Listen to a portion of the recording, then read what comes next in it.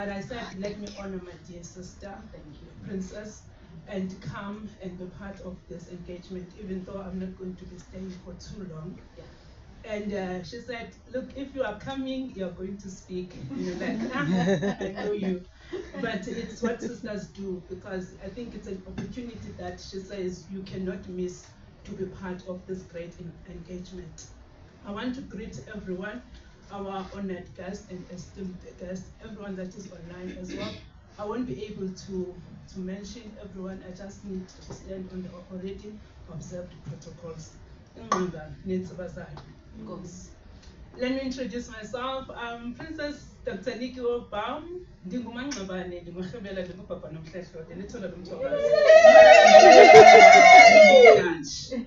So I think after I've introduced myself like that, then I can be able to speak and be able to tell what I do and what we do as the African indigenous leaders.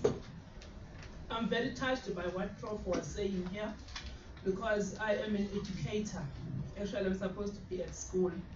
But yesterday, I worked very hard, Cecily, after receiving an invitation. I said, I'm going to leave work at around 7 p.m. I'm not going to leave without having marked and recorded all the marks, so that while they need that today, at least they're able to get that. It's the work that we do because we try to balance. I travel to different countries as well for cultural activities, honoring kingdoms. Our organization actually unites kingdoms in Africa.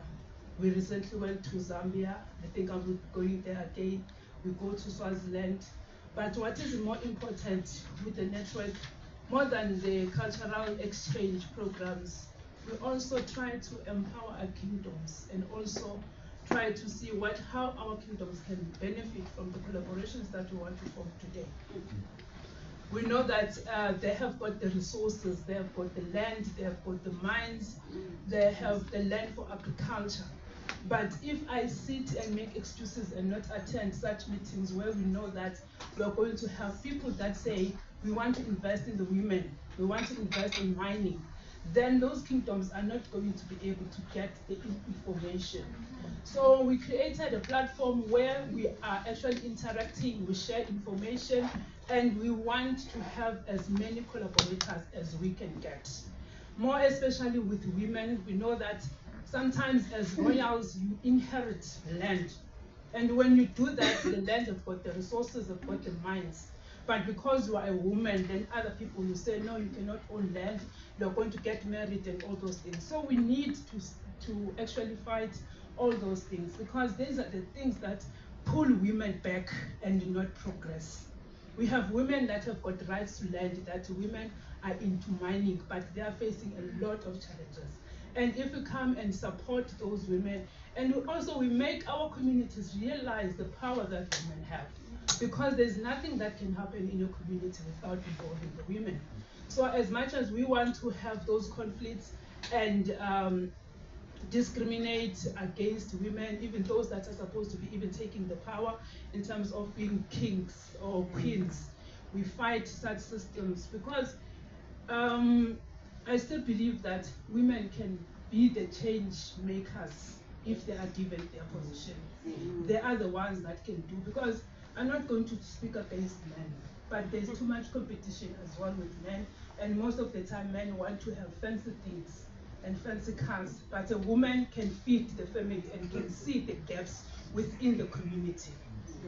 So I'm here also to encourage that we need the support, more especially in rural communities, because most women are in remote areas.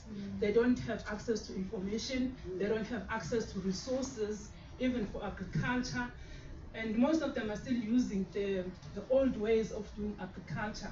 And with the challenges that we have, like climate change, those are things that we need also to go there and upskill the women and come up with solutions, because they contribute a lot to poverty. Most women now can no longer produce. I'm talking about areas like Malawi. You find that they are dependent on agriculture, but because of climate, because of the conditions, and because women are still using the old ways of growing crops, then it's a challenge. But if we tackle such areas, then I think there is a lot that we can do, that we can solve in our communities. We're talking about digital skills. A lot of women are not skilled in that way, in terms of using the technology that we have. But I'm pretty sure that with the collaborations and partnerships that we're getting here, we can make a huge difference. There are also kingdoms where you find that they have got land. I was just communicating with other princes from the Bemba Kingdom in the northern province of Zambia. She told me that we have land and our province has got good rain. We can do a lot of agricultural activities, but we don't have access to markets. I mean, we are in a global space right now, so we are also, we can also be able to transport to different countries if there's a produce that has been made. So I'm saying that there's a lot of potential, as Prof was saying, we have land, there's opportunities for agriculture, there's opportunities for logistics. Other countries have got oceans, you know. People are close to the waters, but they are not skilled. They cannot tap into the blue economy. So I'm saying I'm calling for collaborations as well, as we are here, speaking on behalf of other African kingdoms. You want to go to Africa, you want network, we have a network. We have a network in Tanzania, in Malawi, in Ghana, in Eswatini, in Lesotho. I mean, we can link you up. We can also guide in terms of the protocols to the kingdoms, who you can speak to, how you can tap into that. And also there are traditional leaders with the land who really need support, because we cannot sit and say, no, we have land, but people are hungry. So we need to also get advice in terms of how do we negotiate with investors, because sometimes people come and they want to buy the land, and we're saying, no, Inkosi cannot sell the land, but there must be partnerships that are formed. So it means that we also lack knowledge in many other ways, in business development and so on. So I'm here to also plead for that support, as we are here to celebrate women. We need to also have forums for the queens, and then the queens from these kingdoms, they need support, and then they must also interact with the embassies so that they become global. Because for many years, the traditional leadership has always been in a comfort zone. Like, we're just looking after the village. If we're starving, and there's nothing else. But we're promoting that we need now to be very global, and kings must also travel and learn from other countries. Thank you very much.